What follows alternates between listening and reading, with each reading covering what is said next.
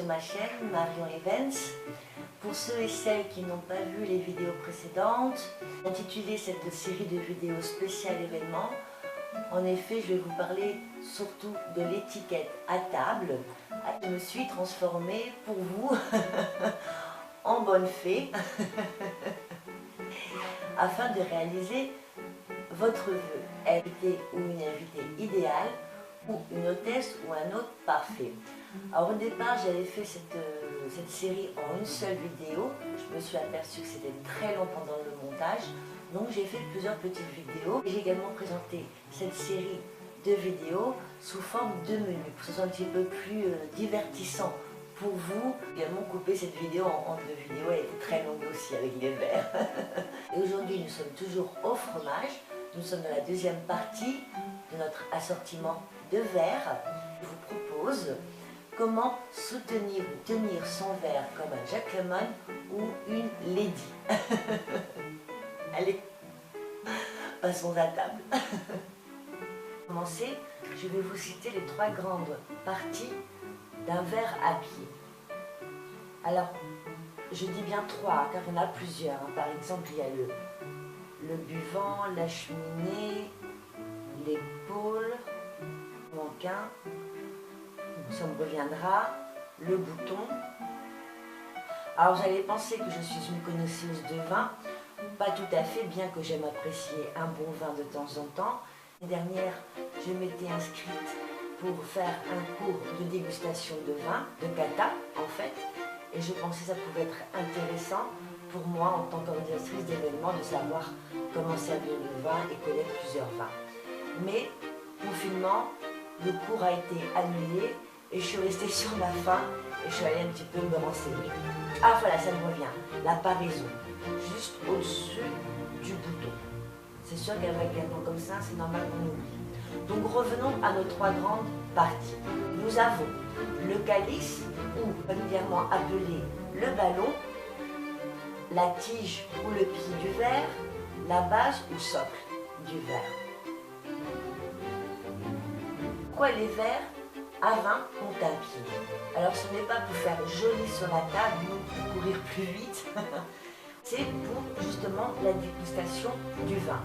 En effet, s'il est servi dans l'air sans pied, le vin se réchauffe plus rapidement que la paume de notre main transfère une chaleur au verre. Et comme chaque vin a sa dégustation idéale, et si celle-ci est supérieure à cette dernière, le vin perd ses arômes et sa vivacité.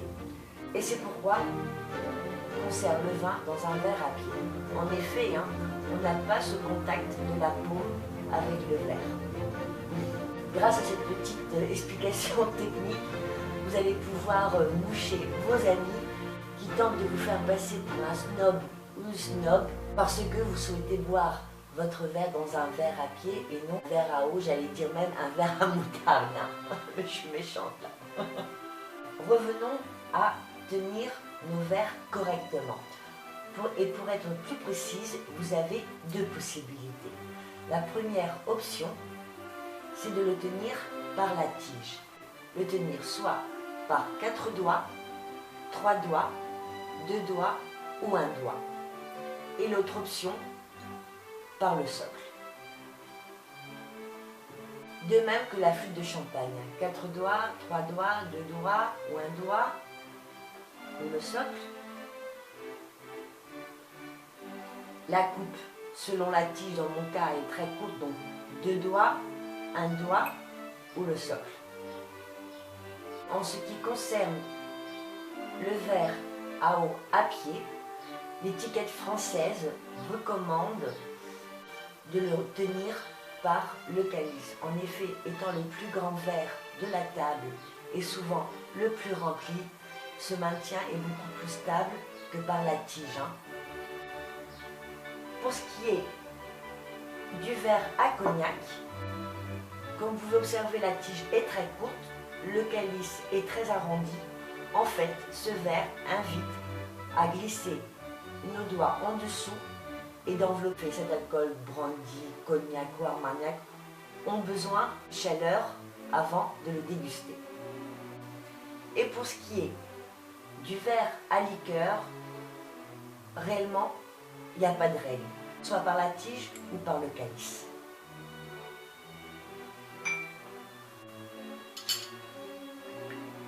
Je voudrais revenir au champagne. J'adore le champagne. Hein. Au moment de faire le brindis, l'étiquette française interdit de choquer les verres. Hein. C'est imiter le geste hein, et de regarder son voisin dans les yeux. Vous êtes invité à un cocktail ou un buffet, et debout, vous n'avez nulle part où poser votre verre, vous pouvez utiliser votre main non dominante, qui est dans mon cas la main gauche, comme base, et déposer votre verre à pied, en continuant à le tenir par la tige avec votre main dominante, qui est dans mon cas la main droite. Ainsi, vous pouvez faire une pause entre gorgées. C'est pas très pratique si, comme moi, vous parlez avec les mains. Hein. Mais bon. La flûte de champagne a été créée au même moment que la boisson, hein, que le vin pétillant, comme on l'appelait à l'époque. Hein. Elle fut créé par un moine bénédictin, dont Pierre Pérignon, 1669 et 1674, en Champagne. Ce moine rencontre Don Ruinart, auquel il va lui révéler ses secrets de l'invention du champagne, et Don Ruinart, en 1729, va créer la maison Ruinart, la première maison de champagne. Concernant l'apparition de la coupe, il existe plusieurs légendes, mais je vais vous citer les deux plus célèbres. L'une dit que la coupe a été moulée sur le sein gauche de la marquise de Pompadour, maîtresse de Louis XV. En effet, elle passait pour aimer à la folie cet élixir pétillant, et on lui prête ce mot. Le seul vin qui laisse la femme belle après boire. Et la seconde légende, c'est non pas sur le sein de la marquise de Pompadour, mais sur le sein de Marie-Antoinette d'Autriche, épouse de Louis XVI. Et sous la Régence, époque qui a besoin de légèreté, de pétillant, c'est parti pour le champagne, le bouchon qui saute, les petites bulles qui pétillent dans les verres, collent en fait parfaitement à l'ambiance de cette époque, et de plus le champagne a commencé à être commercialisé. Hein. Et si cela vous intéresse, je vous invite à aller regarder deux tableaux qui sont parfaitement représentatifs de cette consommation sans retenue de champagne sous Louis XV. En effet, le roi avait commandé deux tableaux en 1734 et 1735 pour décorer le mur de la salle à manger de ses petits salons à Versailles. Les tableaux, c'est le déjeuner d'huîtres de Jean-François III pour le mur en hiver, et le déjeuner de jambon Nicolas Lancret pour décorer son mur en été. Quoi qu'il en soit, la coupe de champagne se répand jusqu'au milieu du 19e siècle, époque où les buffets sont à la mode. Il est beaucoup plus facile d'empiler des coupes sur un plateau pour circuler qu'une flûte. Hein. La coupe est en fait le verre de la bourgeoisie. Quant à la flûte, elle reste le verre de l'aristocratie. Il existait un débat entre les partisans de la coupe de champagne et ceux de la flûte de champagne. C'est bien le passé, car à notre époque, il est complètement désuet de proposer une coupe de champagne. Quel que soit le verre, le champagne meurt jusqu'au début du XXe siècle, un produit accessible seulement aux plus aisés. Hein. Et de nos jours, le champagne est synonyme de célébration pendant les mariages, les anniversaires et même à Noël et à Nouvel An. Chin chin et buvez avec modération.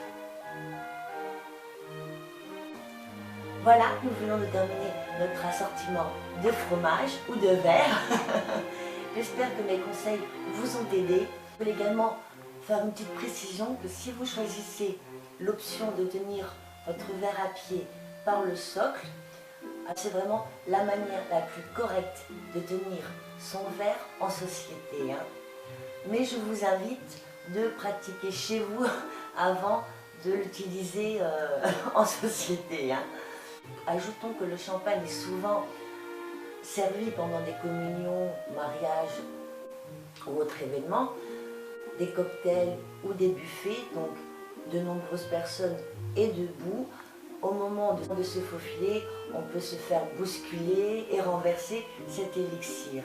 Dans la flûte, plus de chances de moins renverser, alors que dans la coupe, étant beaucoup plus courte, beaucoup plus facile de renverser. Ça serait dommage. Aujourd'hui, le comité champagne, la société officielle du champagne, recommande de déguster le champagne, non pas dans une flûte, mais dans un verre en forme de tulipe. Alors, j'en ai pas pour vous montrer, mais je vais vous laisser une photo.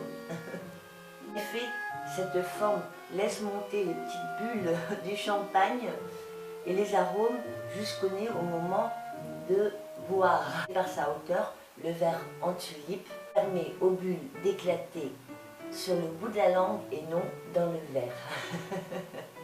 Nous arrivons bientôt à la fin de notre menu. La prochaine vidéo, notre dessert à pain perdu aux pommes et à la cannelle. Vous savez ce qu'il reste à faire. Petit pouce en l'air, commentaire, abonnez-vous sur ma chaîne, partagez mes vidéos. Tchitchin, buvez avec modération tout de même. Et je vous laisse avec ce dicton qu'on entend souvent dans le milieu du vin. Blanc sur rouge, rien ne bouge. Et rouge sur blanc, tout fout le camp. Au revoir, ou à tout à l'heure.